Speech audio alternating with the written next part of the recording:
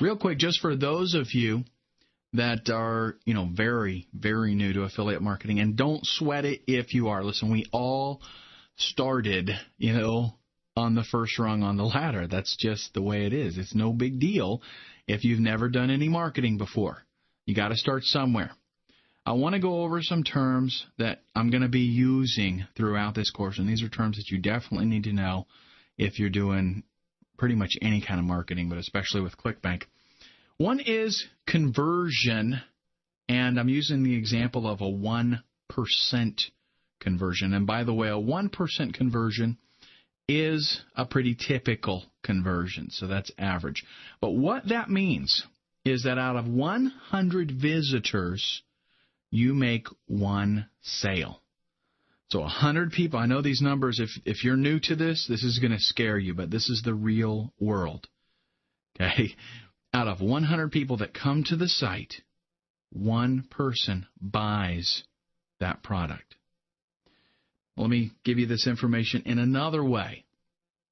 That means that if there is a $20 commission to get that one sale, right?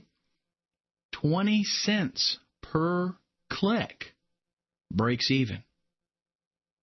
Okay, now I'm going to let that settle in for just a minute. Think about that. Let's explain it again.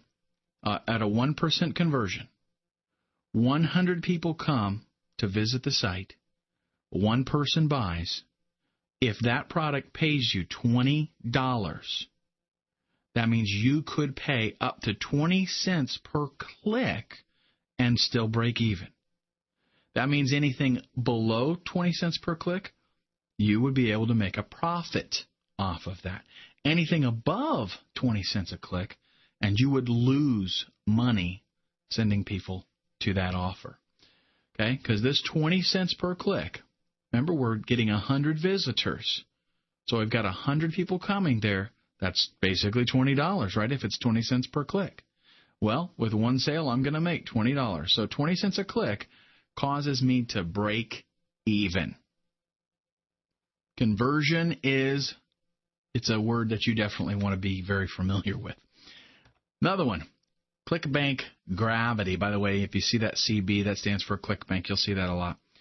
Gravity. Gravity is a way that Clickbank kind of categorizes products that are there.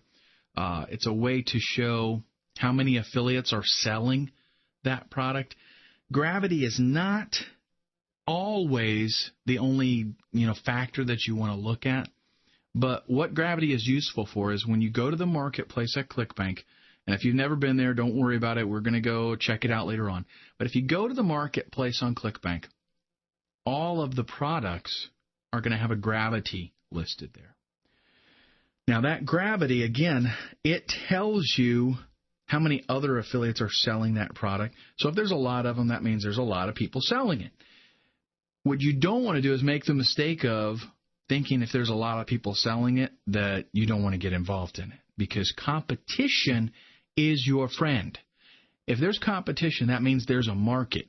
All you have to do is outmarket those people. So that's what I'm going to show you how to do, is outmarket them. With Clickbank Gravity, you want to look for products that have a greater 100 or greater gravity and have a commission of $30 or more. This is just my rule of thumb because, yes, you can make some money if there's something that has a gravity of like 20 or 30. But the problem is if the gravity's that low, there's not a high demand. And we're looking for something that has high demand because we want a lot of traffic. This is, again, my friend, it's all numbers.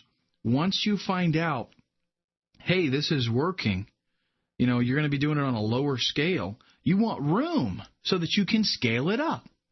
Well, if you've picked a product to dominate and you go in there and bam, you knock them dead, right? Because that particular product only gets like 10 clicks a day. Well, if you're already testing it out and you're like, hey, I'm getting 10 clicks a day and I'm making one sale, it's great, this is 10% conversion, That's fantastic. But if all that product ever gets is 10 clicks a day, you're not going to really go anywhere with it, right? So you want something that's in demand and going to have a lot of traffic. Now, here are some other pretty generic terms, but these are things that you definitely do want to know. PPC is pay per click. That is the traffic method that we're going to use in this training course. Okay, that's AdWords, for example. That just means that you pay every time somebody clicks on your ad. Your ad shows up. It shows up whenever people look for certain terms. You know, they go to Google and they look for, how to play the guitar or whatever. Your ad shows up.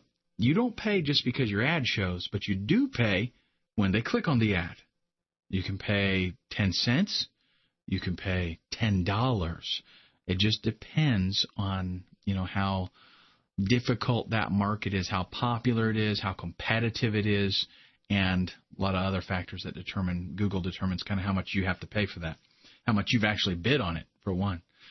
Next one is CPC. This is cost per click. That is it's kind of the same thing as the pay per click, but it's used in like determining factors. Pay per click just means you actually do pay to get the clicks. Cost per click is how much you're paying to get those clicks. So cost per click, you could have a CPC of 25 cents. So if I say I've got a CPC of 25 cents, that means every time somebody clicks on my ad, I pay 25 cents, right? Then we've got CPM. M is actually a Roman numeral for 1,000.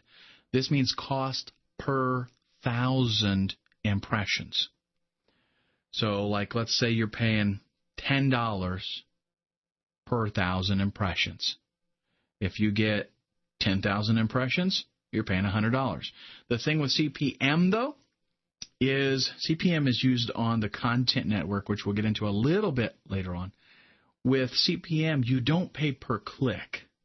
You pay just because your ad showed. So CPM, generally, you're going to pay less because, there's no, with pay per click, you only pay when they click on your ad, right? So at least I got somebody to come. Well, with CPM, it showed up, and you don't even really know if they saw the ad because it could have been off in the corner or something. Maybe they never scrolled down. You don't really know. So CPM is generally less. But if you've got a really killer, if you've got a good ad that is working on a pay-per-click basis and it converts really well, then you might consider, and we're going to talk about that later on, you might consider putting it on a content network. CTR, this is click-through rate. What that comes down to, it's kind of like conversion. If 100 people see my ad, or my ad is shown 100 times, I should say, because sometimes people don't go to Google and do a search, and they don't look at all the ads, not all the time at least. They scan through, and something catches their eye, and then they click on that one. Well, CTR means if my ad is displayed 100 times and one person clicks on it, I've got a 1% CTR. Now, that's pretty low for click-through. If my ad shows 100 times and 5 people click on it, that's a 5% click-through rate, and that's a lot better. That's something that's a little more typical. If you've got a good campaign, if you've got a good ad, the headline's good and it pulls, okay, then 5% is really good. If you're over 2%, I would say, then you're doing all right. Under 2%, you need to do some work on the ad. And again, we'll talk a little bit about that kind of stuff later on when we get to that particular section. But these are some terms that I'm going to be using through this training that you need to be familiar with. Here's some tips and tools. These are just for this particular section, this module that we're going to be utilizing, okay? You need Excel or OpenOffice Calc, which is a spreadsheet. It's a free spreadsheet that you can download. Just Google OpenOffice. There'll be a download link there if you don't already have Excel. I'm an avid Excel user. I love it for doing, tracking and comparisons, and you're going to find out that I use it like crazy in this course. But if you don't have Excel, you just go Google OpenOffice, download it. Calc is the program, and again, it's free. It's an open source spreadsheet program. It works pretty much like Excel. Now, they're not going to be identical, so some of the things you're going to see me do, you're not going to be able to do them the same way, but you should be able to pull it off if you go through the help file. But we let Excel do all the tough work for us. You're going to see a spreadsheet that I bring up here later that, I mean, it allows you to just punch in some numbers and boom, it tells you, what's going to work and what's not going to work. Another thing is spyfood.com. You can get a paid account there. I think they still have a trial available. And for our purposes, you know what they used to do? I forget, it's been so long. They used to do, like, you could pay a couple of bucks and get a 3-day trial or something like that. But anyhow, what allows you to do is do a lot of research on Google to see who's advertising, what keywords they're using. And at this phase, you can see other stuff there too, like how much they're spending and their ads and all that kind of stuff. So it's a very powerful tool, very handy. At this phase, though, all we really need is a way to do, like find keywords and get keyword suggestions. So that, for the most part, you can get with the free account there at SpyFood. So just go to spyfood.com. You don't have to sign up yet. As a matter of fact, what I should suggest is at this point in the game, if you don't already have an account there, don't get one. Because later on, we will be able to utilize some of those advanced features, and you'll want to maybe sign up for that trial. Go ahead and do your research right then, and then wait until you're making a whole bunch of money and doing this regularly before you subscribe to them. Another thing that you can do is Google's keyword research tool.